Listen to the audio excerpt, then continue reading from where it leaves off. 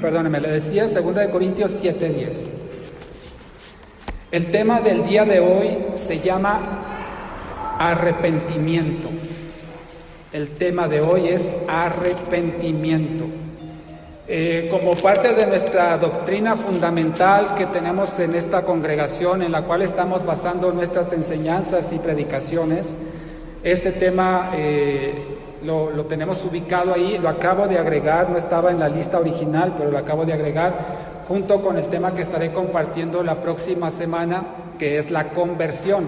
El arrepentimiento va de la mano con la conversión, pero hoy nos vamos a enfocar entonces en hablar qué es el arrepentimiento, cuál es el verdadero arrepentimiento, el arrepentimiento que Dios espera que nosotros tengamos como hijos de Dios, y también por supuesto el arrepentimiento que Dios demanda de aquellos que quieren abrazar el cristianismo. Entonces yo confío en el Señor que a través de esta enseñanza de este día usted y yo podamos aprender exactamente lo que espera Dios de acuerdo a la Biblia en lo que respecta al arrepentimiento, el verdadero arrepentimiento, porque vamos a ver a lo largo de la próxima hora cómo hay confusión y hay algunas actitudes en el ser humano que pareciera ser que está arrepentido cuando en realidad no lo es. Ya lo vamos a ir aclarando.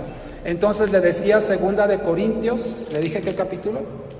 7, ¿verdad? Versículo 10, gracias. Leamos juntos, dice: porque la tristeza que es según Dios produce ¿qué? Arrepentimiento para salvación, de que no hay que arrepentirse, pero la tristeza del mundo produce ¿qué? Muerte. Entonces aquí ya en este versículo distinguimos que hay dos tipos de tristezas, ¿verdad? La tristeza que es según Dios, que produce arrepentimiento, pero también tenemos la tristeza que es del mundo, que produce ¿qué? Muerte. Entonces no es suficiente con que una persona se sienta triste, sino que tenemos que distinguir si esa tristeza que siente la persona, me refiero por haber hecho algo malo, si esa tristeza que siente la persona es según Dios o es según el mundo. Porque si es según Dios, dice que va a producir arrepentimiento, pero si es según el mundo, va a producir muerte. Una gran diferencia. Vamos a ver entonces qué es el verdadero arrepentimiento. La palabra arrepentimiento que encontramos en el Nuevo Testamento es una palabra griega que se dice metanoia. No sé si la tienes por ahí, Luis. Gracias, metanoia.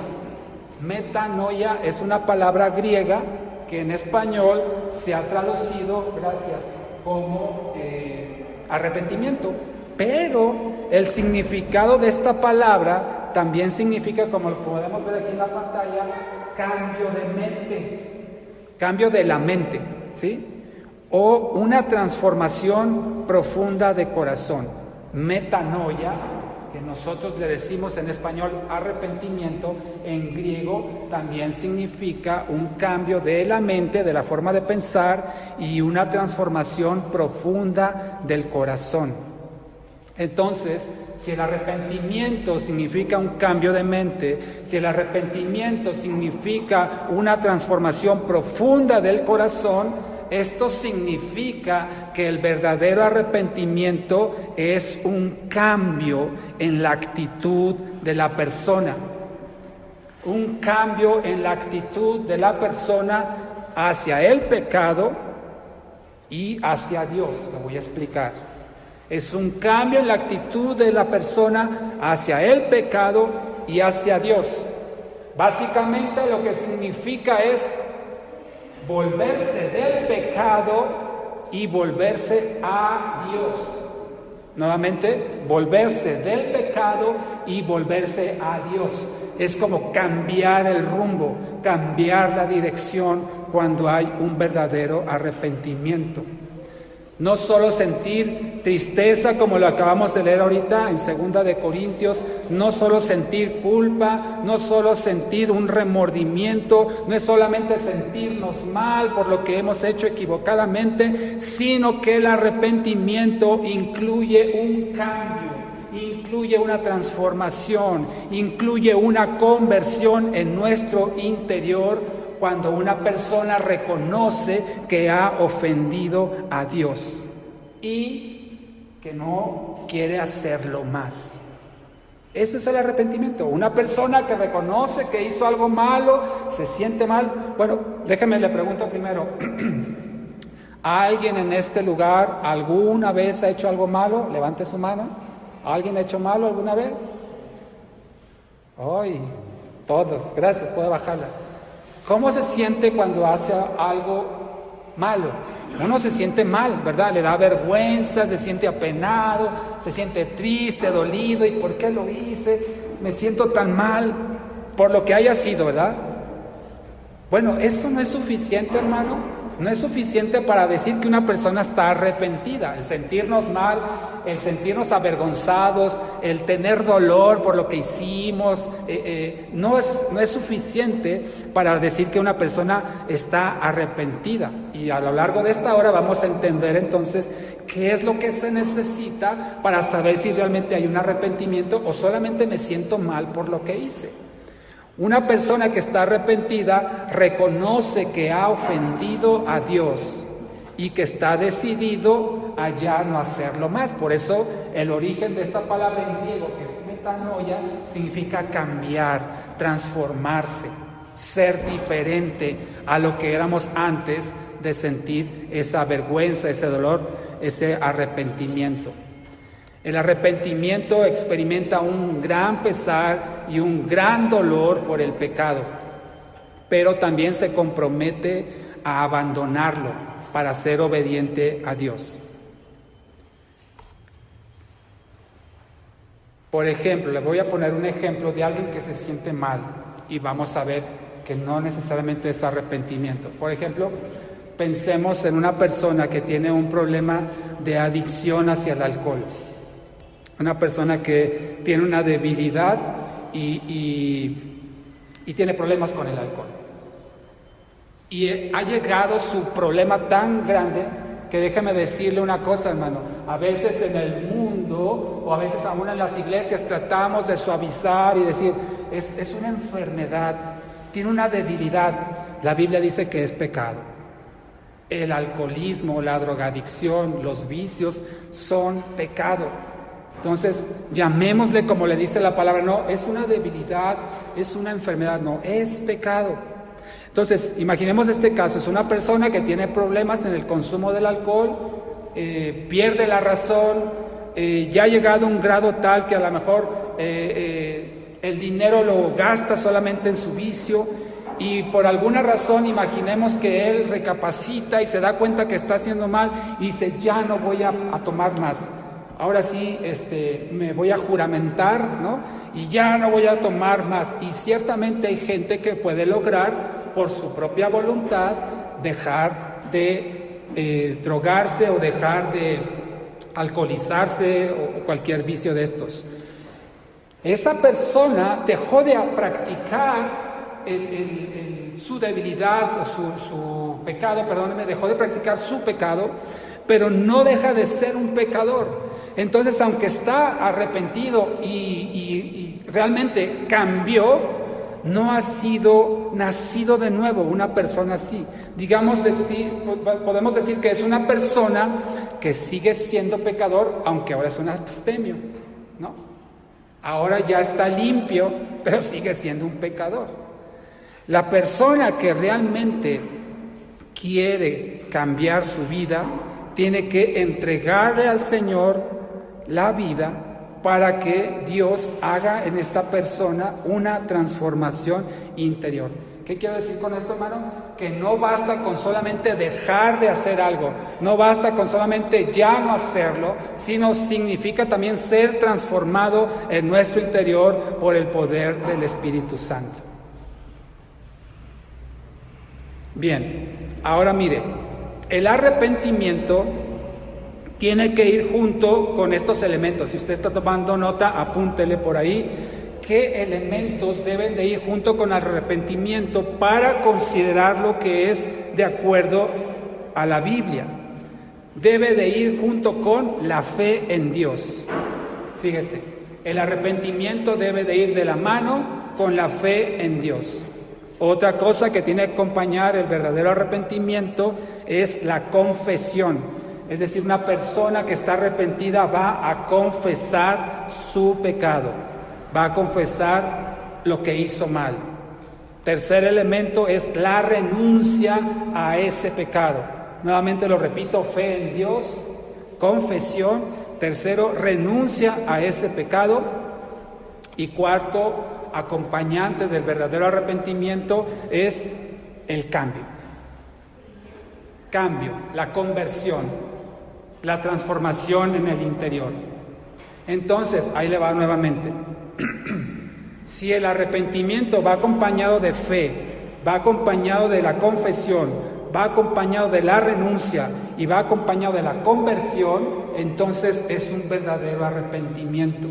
Si no tiene esto, no es más que un remordimiento.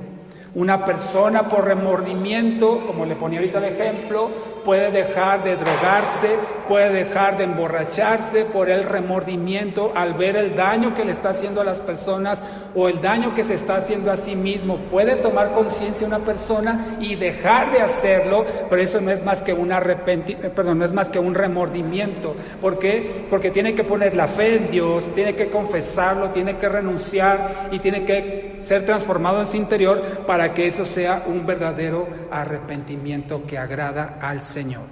De otra forma sería solamente una acción en la voluntad del hombre, y en las semanas, si se acuerda, estuvimos estudiando lo que es nacido de la carne, carne es, y lo que es nacido del Espíritu, Espíritu es. Por lo tanto, las obras de la carne, aún así sean buenas a los ojos de los hombres, no son agradables a Dios. Dice la palabra del Señor que nuestras propias justicias son como un trapo de inmundicia ante Él. Entonces, nada de lo que haga el hombre por su propia voluntad, en sus propias fuerzas, en su propia conciencia, le agrada al Señor si no ha sido motivado por el Espíritu Santo. ¿Qué quiero decir con esto, hermano? Que todo lo que haga la gente que no tiene a Cristo hace cosas, aunque parezcan buenas a los ojos de los hombres, repito, no le agradan al Señor porque son producto de la carne, y la carne no agrada a Dios. Amén.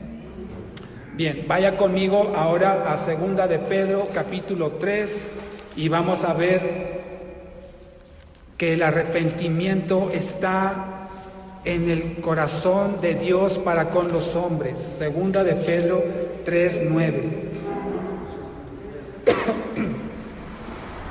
2 de Pedro 3:9. ¿Ya lo tiene? Espérenme, yo todavía no. Ahí está. 2 de Pedro 3:9 dice: el Señor no retarda su promesa. ¿Cuál es la promesa? La promesa de regresar por sus hijos, ¿sí? El día que el Señor vendrá y juzgará a todas las naciones. El Señor tiene un día y una hora en el cual va a regresar el Señor Jesucristo, y dice aquí en el versículo 9 de 2 de Pedro 3 que el Señor no retarda esa promesa del regreso de Cristo. Según algunos la tienen por tardanza, algunos sienten que ya se está tardando el Señor, que las cosas están muy mal, que ya debería de venir, y dice la palabra, sino que es paciente para ¿con quién? Nosotros. Es paciente para con nosotros, no queriendo que ninguno perezca, sino que todos procedan al arrepentimiento. Porque el Señor no... Imagínese esto, hermano, imagínese esto.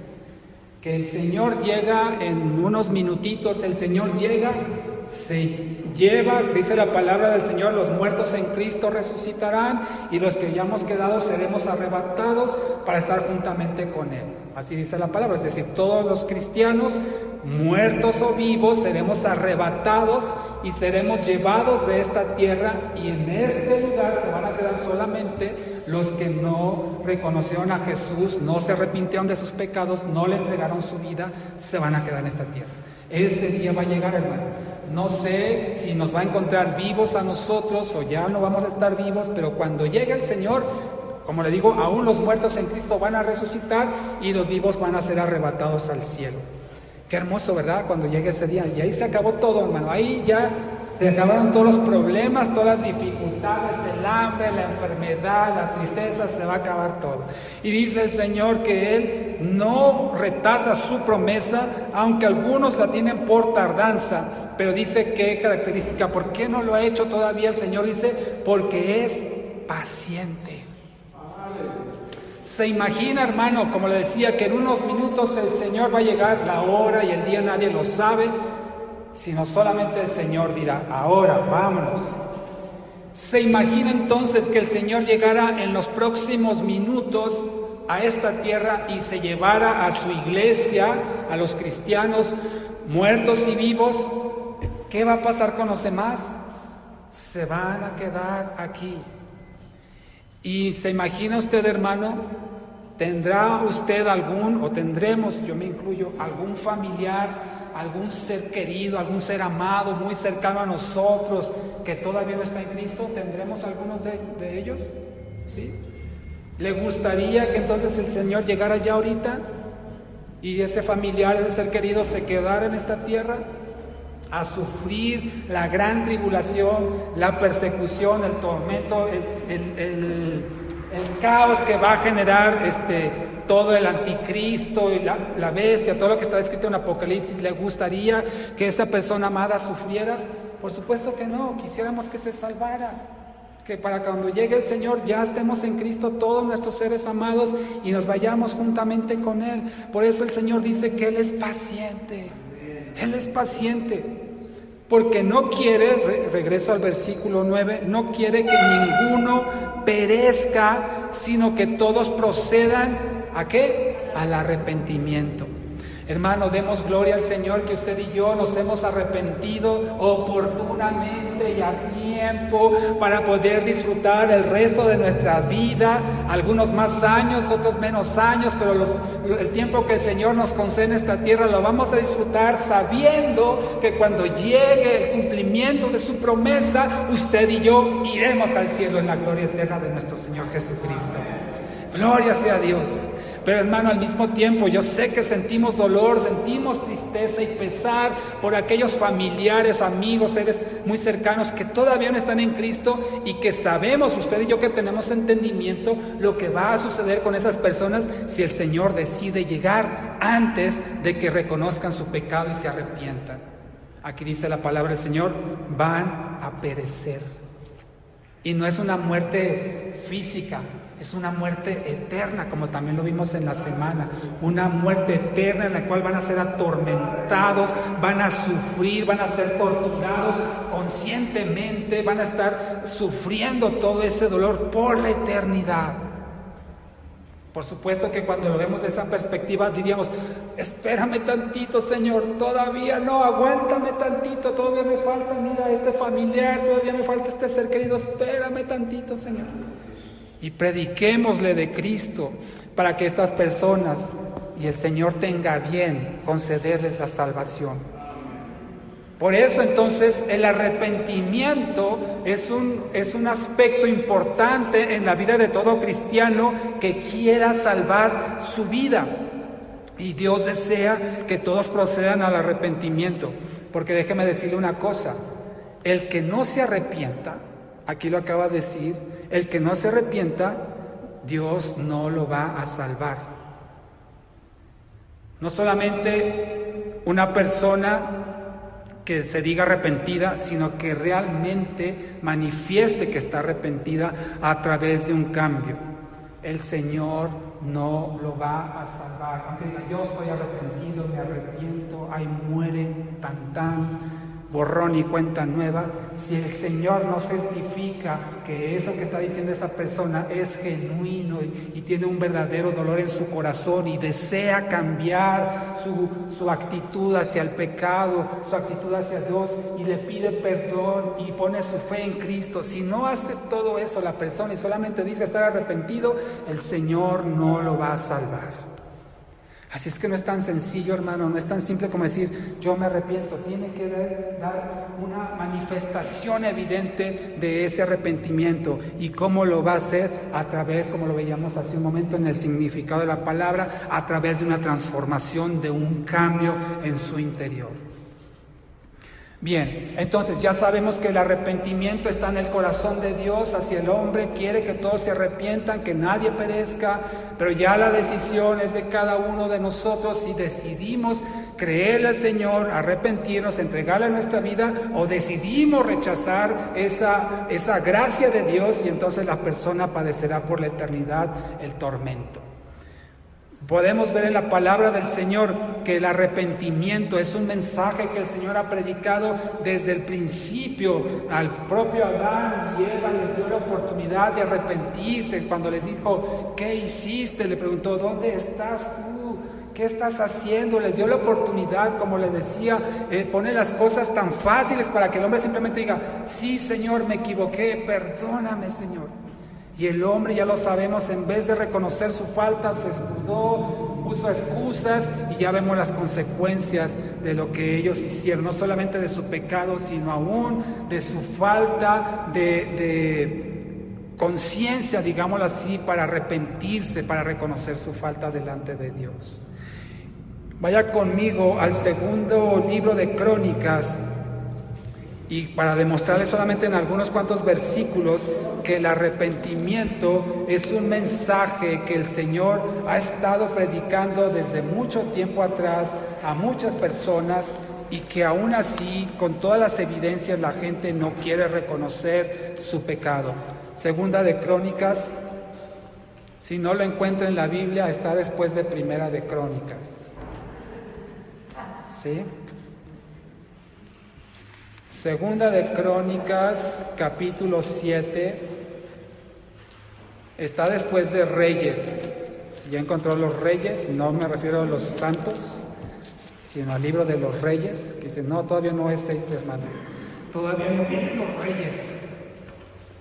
Segunda de Crónicas, capítulo 7, por favor.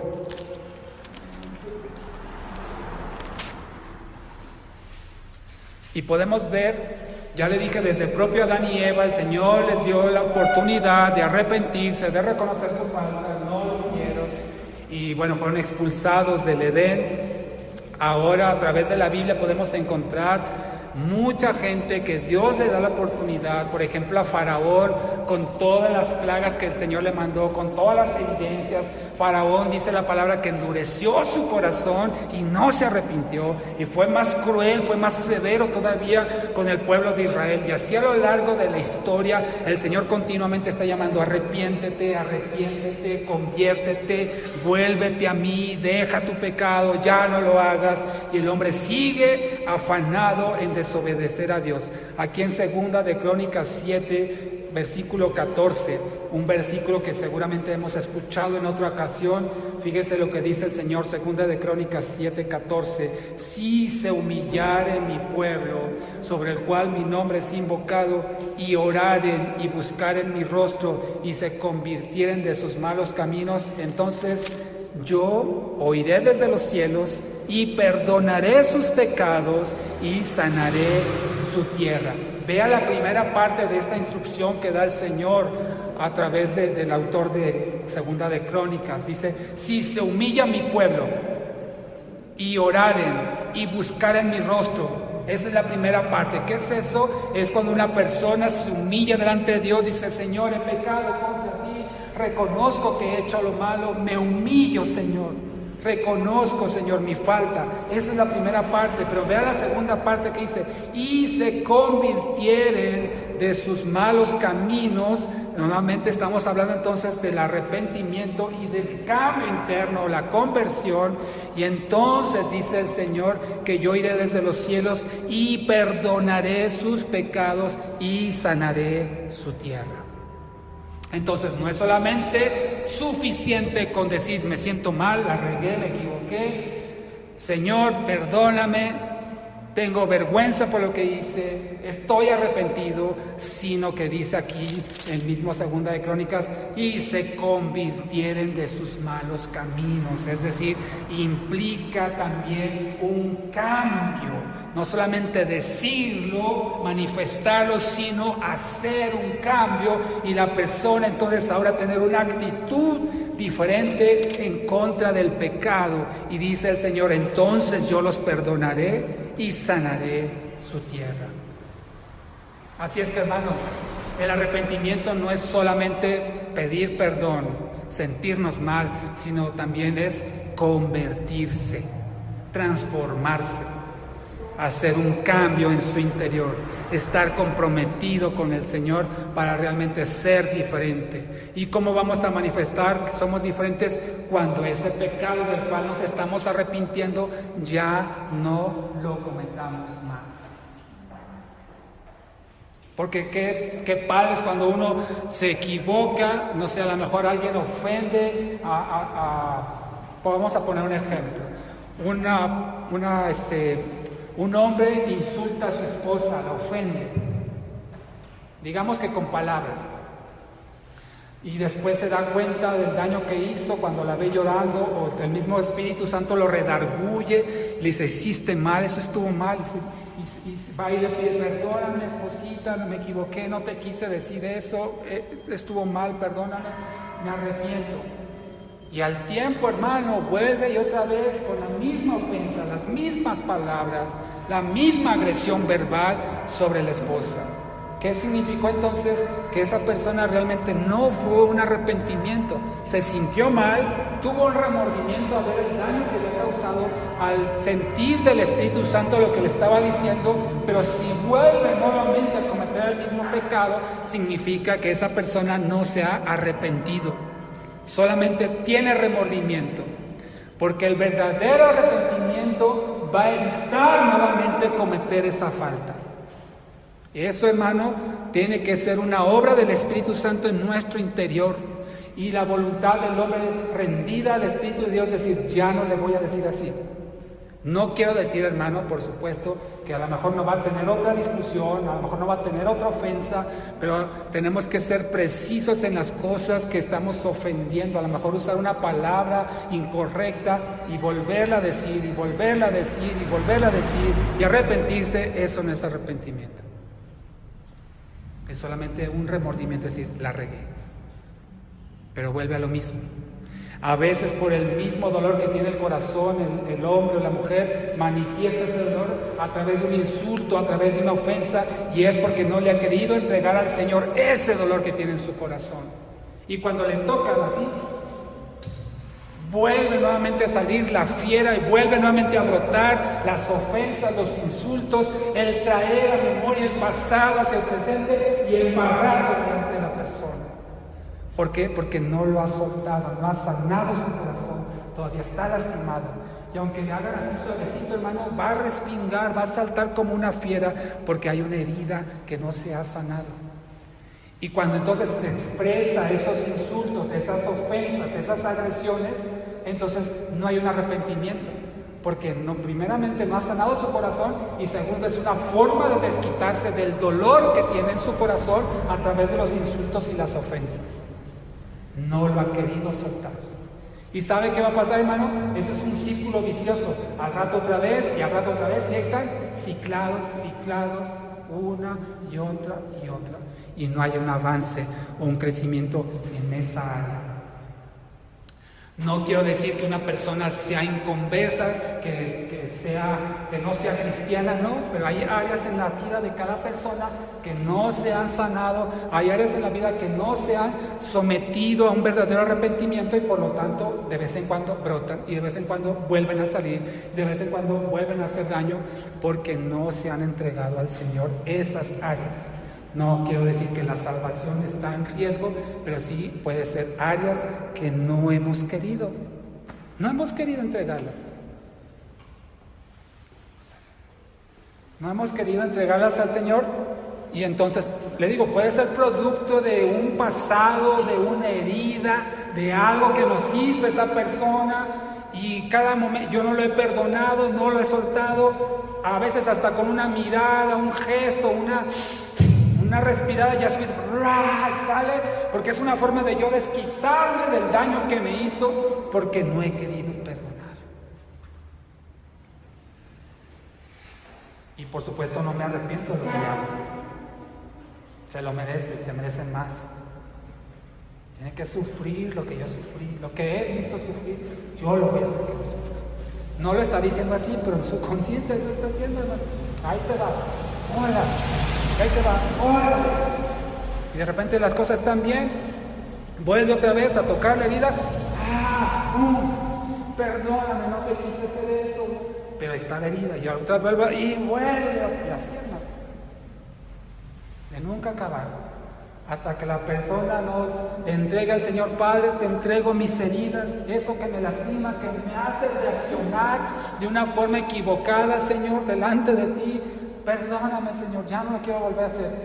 Y si esa herida está sanada, hermano, le tocan. ¿Qué pasa cuando una herida está sanada?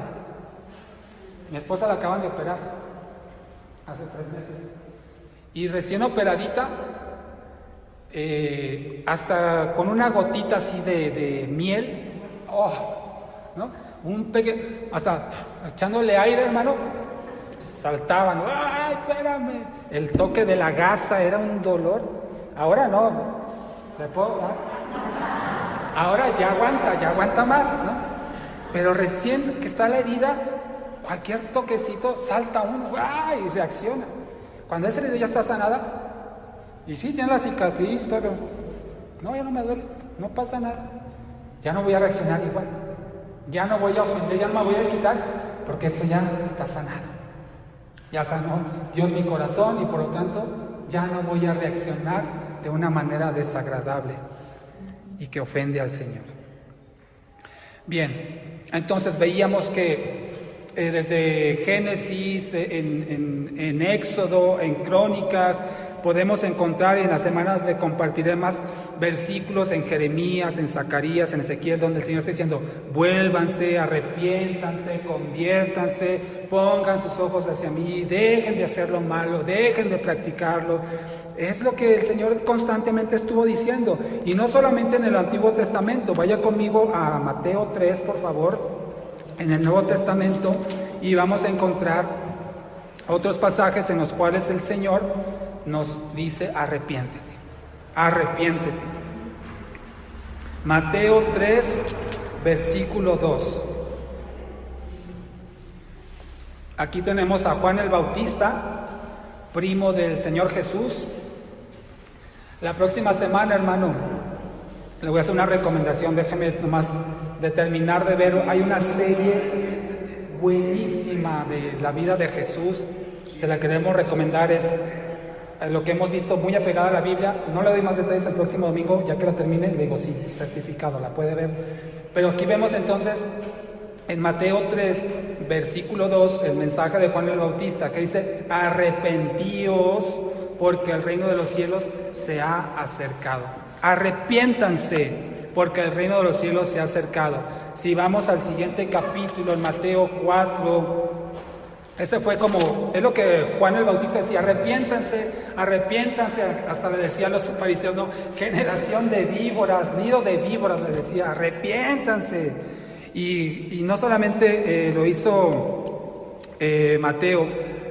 no solamente lo hizo Juan, sino también el Señor Jesucristo. Aquí creo que perdí el pasaje.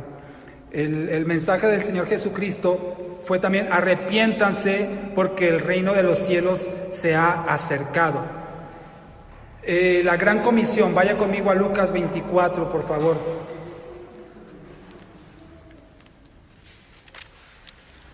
Lucas 24.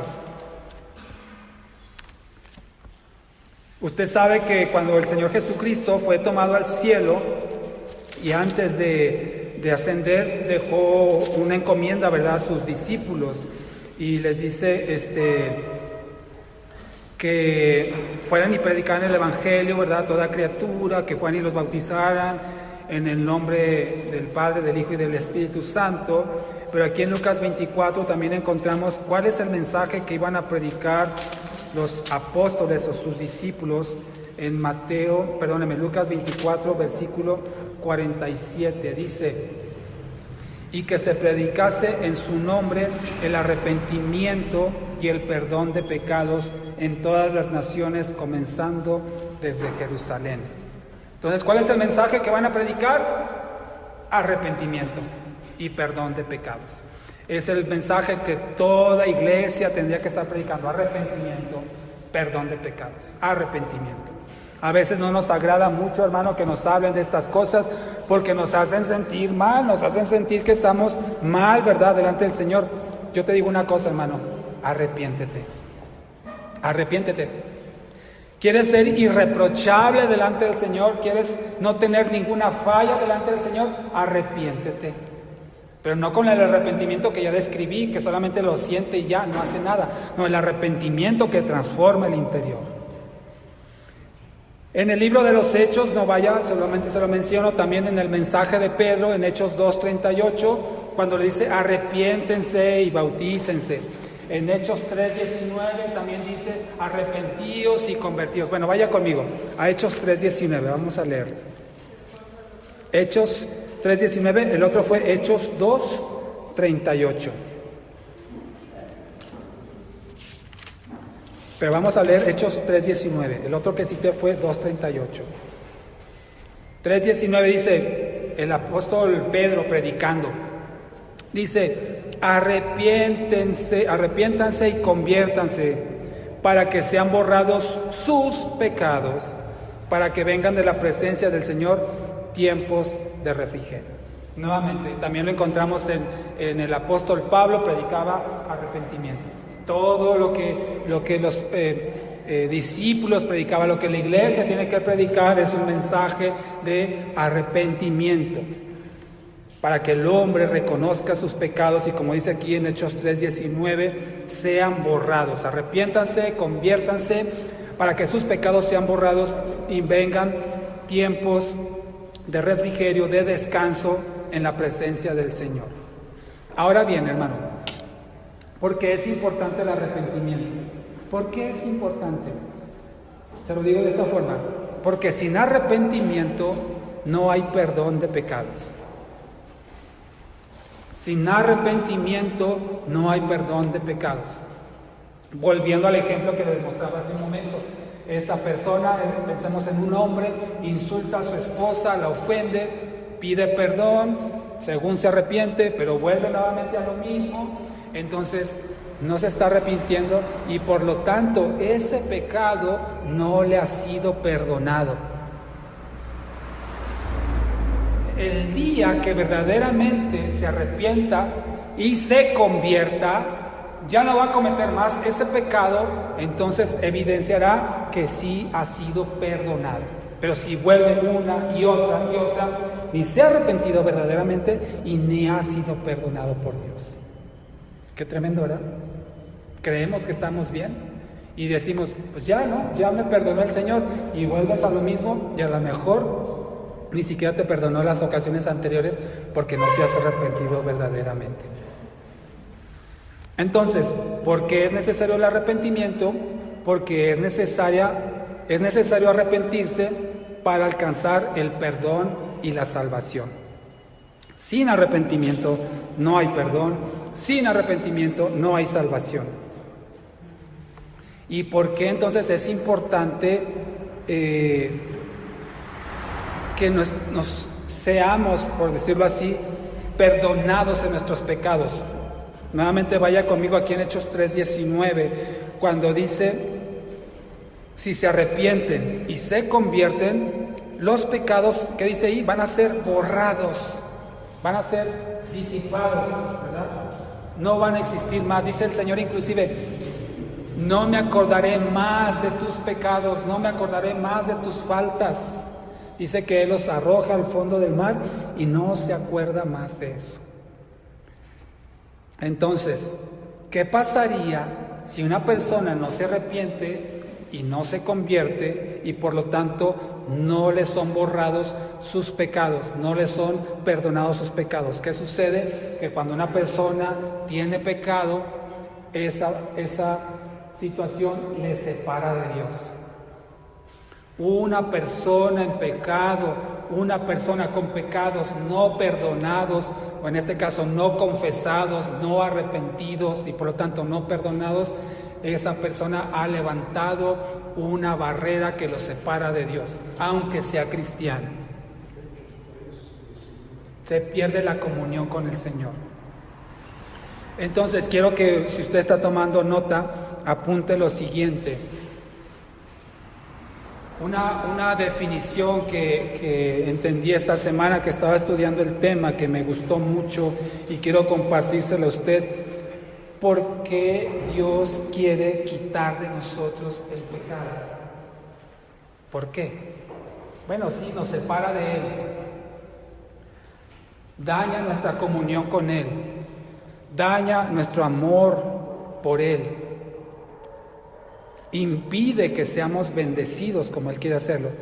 Pero quiero resumirle todo esto porque Dios no quiere que tengamos pecado. ¿Sabe por qué? Porque Dios nos ama.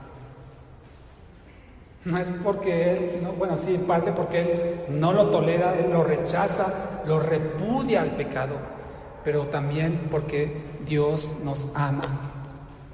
Por eso no quiere que haya pecado en nosotros.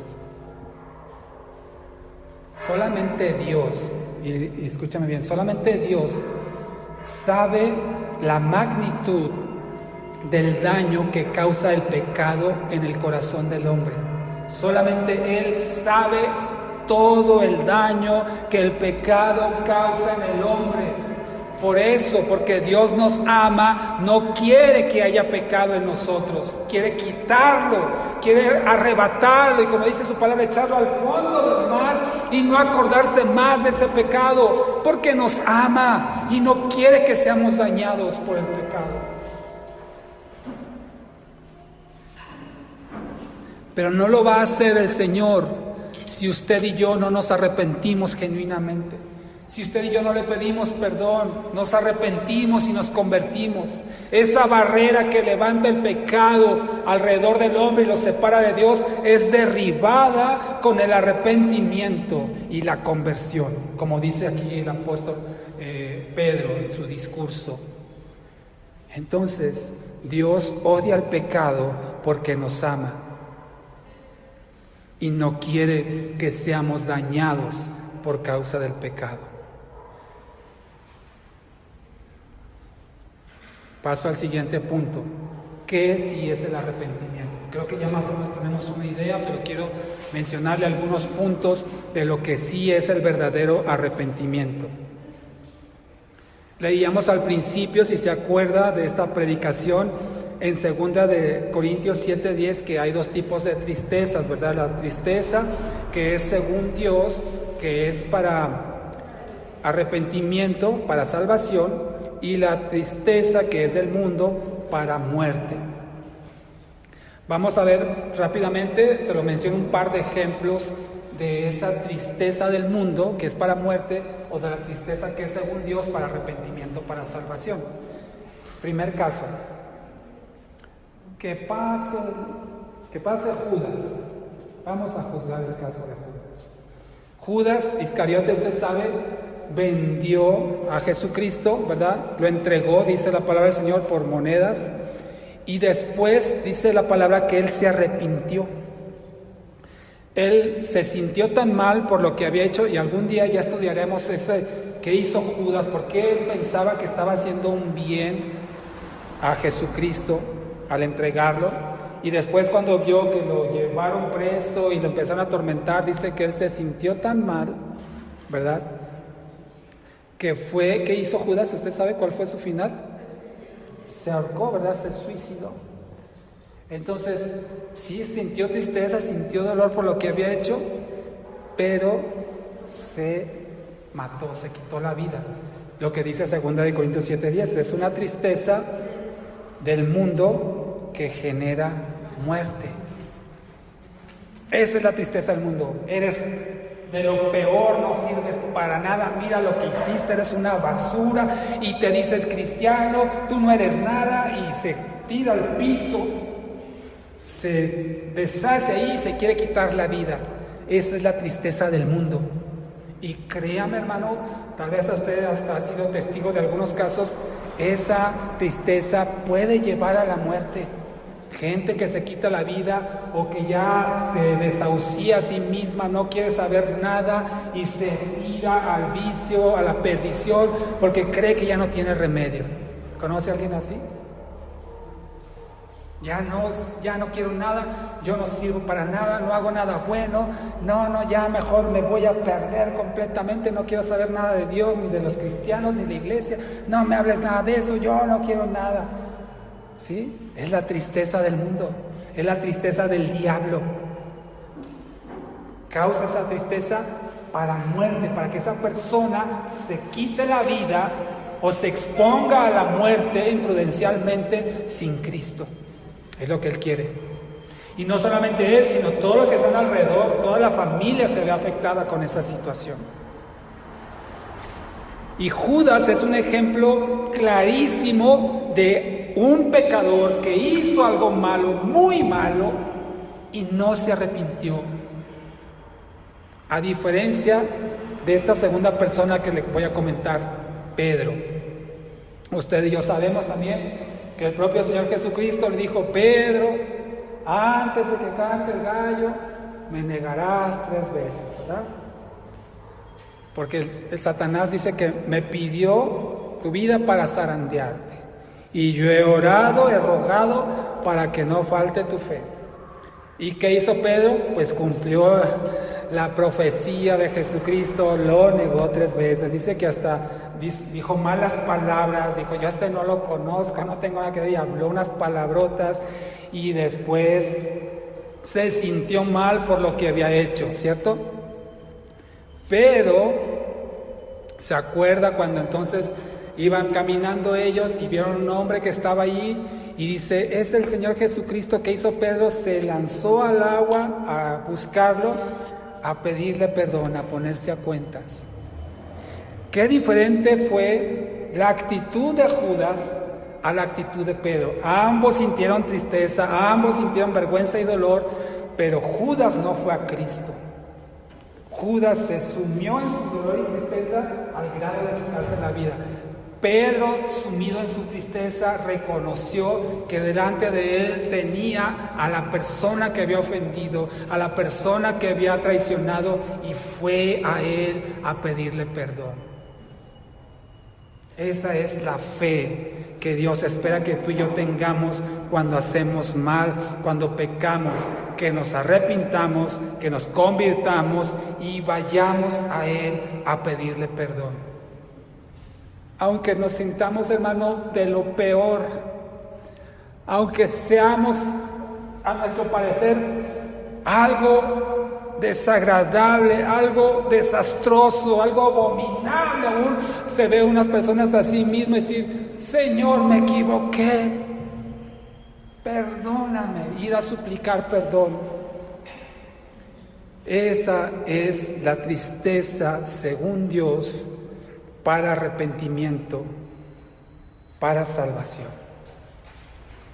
La tristeza del mundo lo va a aislar, lo va a apartar de la iglesia, lo va a apartar de la Biblia, lo va a apartar de Dios, de los cristianos, y lo va a consumir, lo va a acabar si no cambia. Pero la tristeza que produce Dios, y demos gracias, hermano, al Señor, que el Espíritu Santo que mora en nosotros nos convence de pecado, de justicia y de juicio, y dices: sí, Señor, tienes razón, la regué. Y viene uno a los pies de Dios arrepentido, sintiéndose de lo peor, pero confiando en la gracia y misericordia de nuestro Señor, que nos puede perdonar y nos puede restaurar y transformar nuestro interior para que no volvamos a cometer ese tipo de faltas. Amén. Entonces, un verdadero arrepentimiento trae tristeza, trae dolor. Así que hasta le duele a uno el corazón, así se siente uno, hasta se enferma del dolor y la vergüenza y la tristeza. Pero además de esto, debe haber confesión. Le estoy diciendo qué es lo que tiene que haber en un verdadero arrepentimiento. Una es dolor, tristeza, según Dios. Segundo elemento de un verdadero arrepentimiento, confesión. Tenemos que confesar. Confesar nuestro pecado a Dios, quien fue el primero que ofendimos e insultamos, y si al prójimo le hicimos algún daño, confesarle también a él. Y es interesante, hermano, que esta palabra confesar en el griego es una palabra que se escribe homologeo, ahí lo tenemos, homologeo, J o puede ser con H, homologueo, o con J, homologueo. De hecho, tal vez usted haya escuchado en español la palabra homologar o ser homólogos, significa igualar. Entonces el significado de homologueo en griego es estar de acuerdo, igualar, ser lo mismo. Por lo tanto, confesar, que viene de esta palabra, significa estar de acuerdo. ¿Con quién? En este caso, con Dios. ¿Qué quiero decir con esto, hermano? ¿Qué quiere decir la palabra con esto? Que el confesar un pecado, estamos reconociendo lo que Dios dice al respecto de ese pecado. Ya no es una debilidad, como le decía ahorita el ejemplo del ebrio, no es una debilidad, no es un desliz, no es una enfermedad, es pecado. Y si Dios dice que es pecado y cuando yo lo confieso, entonces estoy manifestando que estoy de acuerdo con la opinión que Dios tiene acerca de esa acción, pecado. Y cuando uno confiesa sus pecados, pierde poder. Por eso dice la palabra del Señor que el que confiesa sus pecados y se aparta de ellos, será bendecido. Será librado de sus consecuencias. Primera de Juan 1:9, no lo busque, yo lo leo por usted, dice la palabra del Señor, Primera de Juan 1:9. Si confesamos nuestros pecados, Él es fiel y justo para perdonar nuestros pecados y limpiarnos de toda maldad. Primera de Juan 1:9.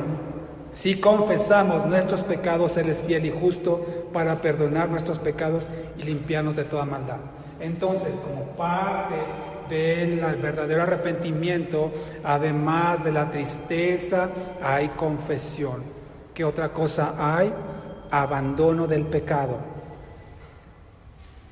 Abandono del pecado.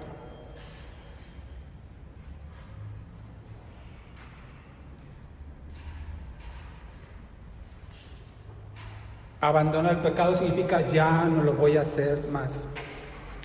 Tenemos el caso, por ejemplo, de David, el rey David. Tal vez usted lo sepa y si no se lo digo, pero en la Biblia podemos encontrar parte de la historia de David que él mandó a matar al esposo de una mujer que él quería, que no era su esposa, y una vez viuda, dice la palabra del Señor que él la tomó por esposa, me refiero a Betsabé. Y entonces cuando él se dio cuenta que había hecho lo malo, dice la palabra del Señor que él le pidió perdón a Dios. Él le pidió perdón a Dios. Vaya conmigo al Salmo 51, por favor, para ver el sentimiento que tenía David cuando fue confrontado, porque él vivía una vida normal, digámoslo así, hasta que fue confrontado y el grado de su maldad y su pecado vino a su corazón. Y aquí en el Salmo 51, de hecho el título de este salmo dice arrepentimiento y plegaria pidiendo purificación. Dice en el versículo 4 del Salmo 51, contra ti solo he pecado y he hecho lo malo delante de tus ojos, para que seas reconocido justo en tu palabra y tenido por puro en tu juicio. Fíjese que dice, contra ti solo he pecado y he hecho lo malo delante de tus ojos. Aquí vemos otra característica del verdadero arrepentimiento. Cuando uno reconoce que ha ofendido a Dios. A David no le importó, mis amados hermanos, cuando fue descubierto su pecado y lo que hizo, mandar matar al esposo de esta mujer para quedársela como esposa y tener un hijo con esta mujer, Betsabé. A él no le preocupó que la gente se diera cuenta y supiera cuál es su falta. No le preocupó inclusive tal vez perder su reino, su trono, su posición privilegiada de rey. No le importó nada, sino solamente le importó lo que Dios decía de él. Él le importó el haber ofendido a Dios primero antes que a todas las demás personas, y eso era lo que a él le preocupaba. Por eso lo dice aquí en el Salmo 51:4: contra ti solo he pecado.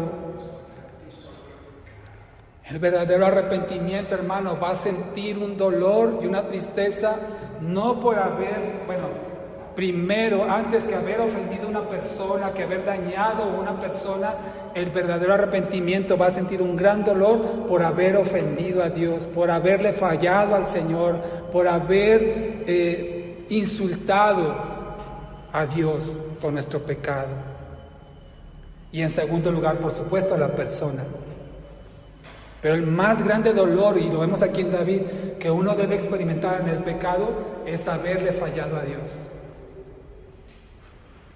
Y por lo tanto, esto me lleva al siguiente elemento en el verdadero arrepentimiento: hay restitución.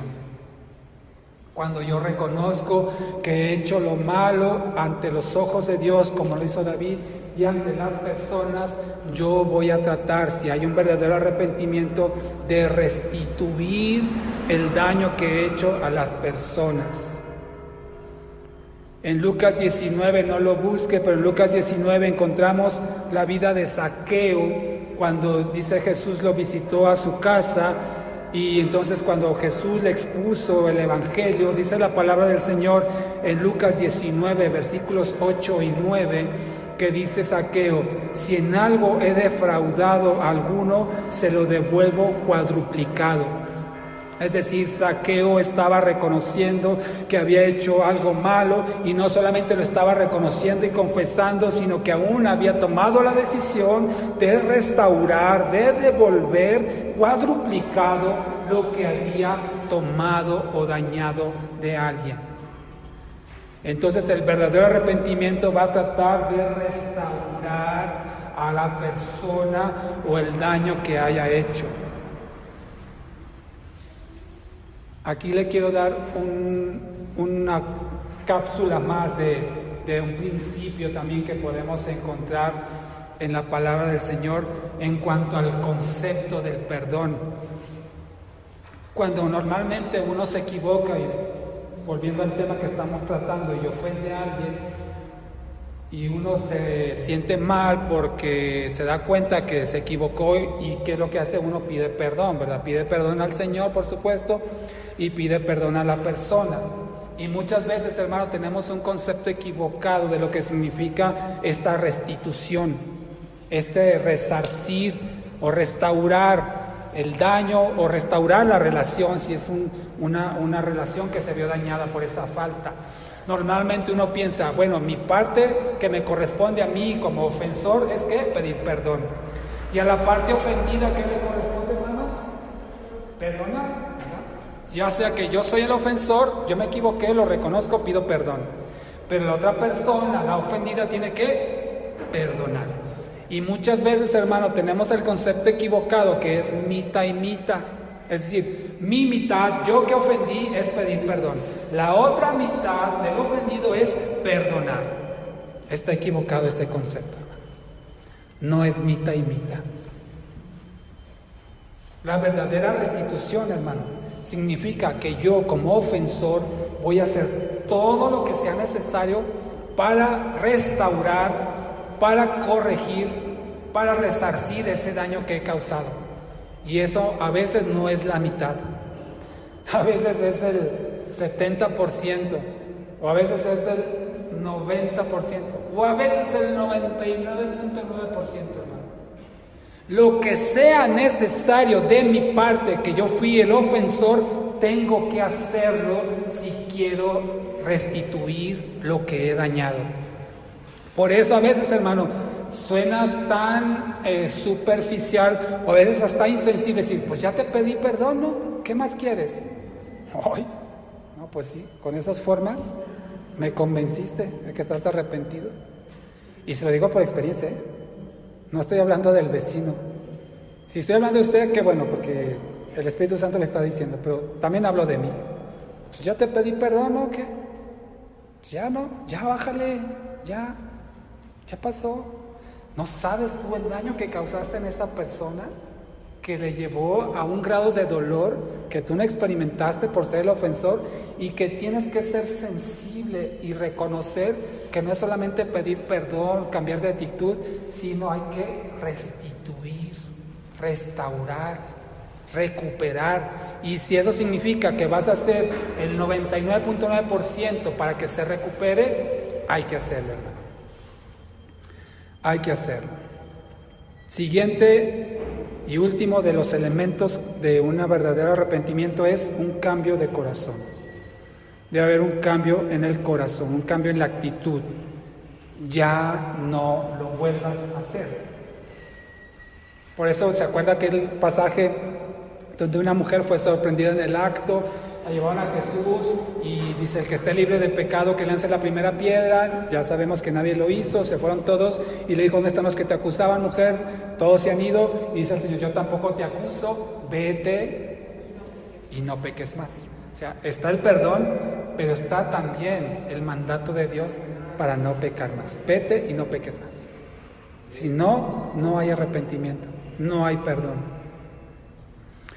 Permítame terminar. En la semana, primeramente Dios ya le compartirá el resto de los puntos que quería para hoy, pero permítame terminar con la parábola del hijo pródigo. Con esto concluimos. Lucas 15, por favor. Creo que todos de alguna manera u otra hemos escuchado esta parábola. Lucas 15 nos describe este caso del hijo pródigo. Le hago un breve resumen de la situación. El hijo pródigo es una parábola de un hombre que era rico y tenía 2 hijos, y uno de sus hijos le dijo, padre, herédame en vida todo lo que me pertenece, y dice la palabra que entonces el padre le dio su herencia en vida. Este joven se fue de la casa y dice que lo malgastó. El versículo 14, lo malgastó y se fue a otra provincia, dice, apartada. Gastó todo su dinero, se imaginará que no de una manera muy sana ni muy inteligente, y dice la palabra que tuvo tanta hambre que empezó a pedir trabajo y consiguió un trabajo apacentando cerdos, lo cual es un oficio abominable para un judío. Los judíos no toleran a los cerdos, es una ofensa muy grande para ellos los cerdos, y entonces así de desesperado estaba este joven que tuvo que apacentar los cerdos, y decía que era tanta su hambre que quería comerse el alimento de los cerdos. Así veía lo rico que comían esas tortillas podridas, ¿no? Y esos frijoles echados a perder. ¡Ay, un taquito! ¿Cómo me vendría bien? Tengo mucha hambre, ¿no? Dice la palabra, lo estoy mexicanizando, ¿no? Aquí dice que eran algarrobas, pero imagínense eso, ver la comida de los cerdos, los desperdicios, y tener hambre y desear comerlos. Tenía tanta necesidad, y se dio cuenta, dice en el versículo 17, volviendo en sí, dijo, ¿cuántos jornaleros en casa de mi padre tienen abundancia de pan y yo aquí perezco de hambre? Me levantaré e iré a mi padre y le diré, Padre, he pecado contra el cielo y contra ti. Ya no soy digno de ser llamado tu hijo, hazme como a uno de tus jornaleros. Y levantándose vino al padre, y cuando aún estaba lejos lo vio el padre, y fue movido a misericordia, y corrió y se echó sobre su cuello y lo besó. Antes de continuar, ¿qué es lo que está sucediendo aquí? Este hijo se da cuenta que malgastó su dinero, que hizo lo malo, tiene una necesidad tan grande al grado de querer comer la comida de los cerdos, y dice en el versículo 17, volvió en sí, le vino el entendimiento, se dio cuenta de que estaba haciendo mal, y se dio cuenta de que había equivocado su caminar, y dice en el versículo 18, me levantaré e iré a mi padre y le diré, Padre, he pecado contra el cielo y contra ti. Aquí podemos ver entonces, si usted ha puesto atención a lo largo de esta última hora, lo que hemos estado exponiendo, vemos un verdadero arrepentimiento, porque él volvió en sí, se dio cuenta de lo que estaba haciendo, dejó lo que estaba haciendo y fue hacia el Padre a confesar su pecado, a confesar su falta, arrepentido, porque le dice: Padre, he pecado contra el cielo y contra ti. No solamente se quedó en el entendimiento de que había hecho mal, no solamente se quedó con la conciencia de que estaba equivocado, sino que tomó acción, y esa fue dejar de hacer lo que estaba haciendo e ir a la casa de su padre a suplicar perdón. Se arrepintió, y dice la palabra del Señor que aún estaba dispuesto, dice aquí, que estaba dispuesto a ser uno de sus jornaleros, en el versículo 19, a ser uno de sus siervos, porque él no se creía con derechos después de lo que había sucedido, no se creía con derechos de exigir que lo restituyera como hijo. No, hazme uno de tus siervos, no me importa, he hecho tanto mal que estoy dispuesto a sufrir las consecuencias del castigo que me merezco. Volvió a la casa del Padre y confesó su falta. Ese es un verdadero arrepentimiento. Si hubiera sido solamente un remordimiento, ¿qué cree que hubiera pasado? Una, pues se come la comida de los cerdos y enflaca a los cerdos y hace otra cosa o busca otra chamba, y yo no regreso con mi padre, yo aquí me quedo. Y hace de su esfuerzo y no vuelve a casa del Padre, y se empieza a esforzar y a lo mejor logra algo y ahí se queda, ¿no? Sabiendo que había pecado en contra del cielo, como dice él, y en contra del Padre. Si hubiera sido solamente un remordimiento, ahí se queda con los cerdos, o le digo, consigue otro trabajo. O regresa con el Padre y decirle: Padre, pues reconozco que me equivoqué, la regué, pero si tienes ahí una lanita extra, pásamela, ahora sí ya aprendí, ya voy a echarle ganas, ya sé lo que tengo que hacer, dame mi dinero si tienes y me voy. Eso no hubiera sido arrepentimiento. El verdadero arrepentimiento es lo que hizo este hijo. Se arrepintió, se dio cuenta, regresó al Padre, confesó su falta y decidió sufrir las consecuencias sin deseo de regresar más a lo que era antes. Y terminamos con esto, versículo 22, Lucas 15. Pero el Padre dijo a sus siervos: sacad el mejor vestido y vestidle, y poner un anillo en su mano y calzado en sus pies, y traed el becerro gordo y matadlo, y comamos y hagamos fiesta, porque mi hijo muerto era y ha revivido, se había perdido y es hallado. Y comenzaron a regocijarse. Hermano, si tú y yo pecamos, si tú y yo cometemos una falta, y así como el hijo pródigo nos damos cuenta que estuvo mal, nos sentimos mal, sentimos ese dolor que produce arrepentimiento para salvación, vayamos a Dios a pedirle perdón, confesemos nuestro pecado y decidamos, hermanos, dejar ese pecado y no volverlo a cometer más, para que entonces, como decía el libro de los Hechos 3:19, sean borradas nuestras maldades y nuestros pecados. Ese es el verdadero arrepentimiento que Dios está esperando de ti y de mí. Ponte de pie y vamos a orar.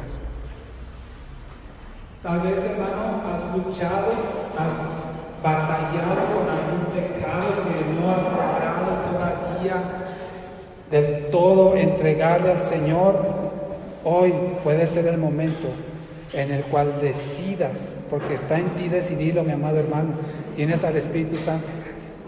Tienes al Espíritu Santo dentro de ti que te está impulsando a hacer las cosas correctas, y esta puede ser el día en que por fin ya te decidas a dejar ese pecado, no cometerlo más y manifestar así el verdadero arrepentimiento que involucra un cambio de actitud, un cambio en el corazón. Así es que no dejes pasar más tiempo, no dejes pasar más tiempo, y dile al Señor, si es que estás en esa condición: perdóname, Padre, perdóname, Señor, Me he equivocado, Dios. Perdóname, Señor. Cierra tus ojos y aprovecha este tiempo para ponerte a cuentas con tu Señor.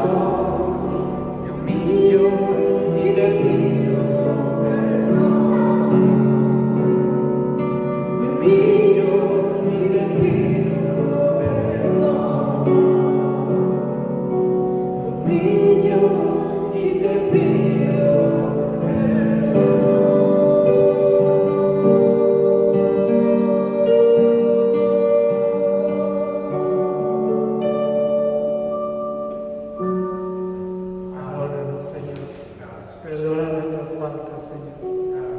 Perdona nuestras faltas, Señor. Que sabemos que tú eres fiel y justo para perdonar todo pecado y toda maldad, Señor. Y así podrán venir de ti tiempos de descanso, al sabernos perdonados, al sabernos justificados por ti, Señor. Ese es el descanso que Dios promete a aquellos que se ponen a cuentas con Él. Perdón de los pecados trae una paz al corazón del hombre que el mundo no puede dar. Gracias, Señor.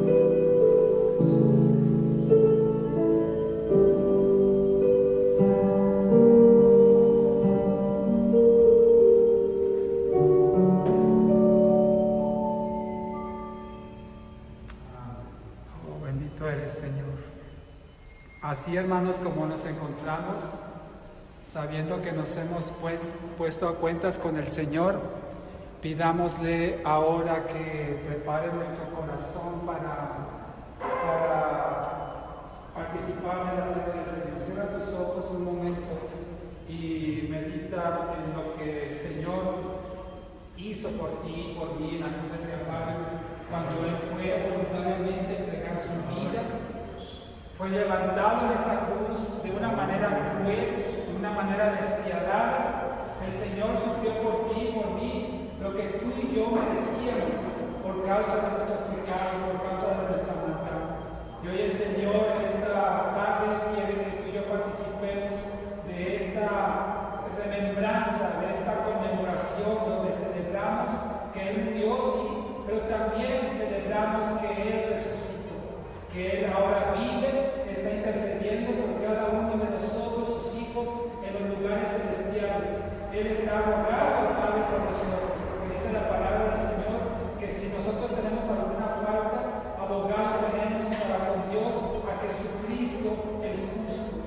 Así es que yo te pido que en esta tarde dispongas en tu corazón agradecido participar de esta conmemoración, reconociendo que su cuerpo por nosotros fue partido, que su sangre por nosotros fue vertida, y es a través de esa muerte, de esa crucifixión y de su resurrección que tú y yo podemos alcanzar entonces el perdón de los pecados, la restauración, el nuevo nacimiento.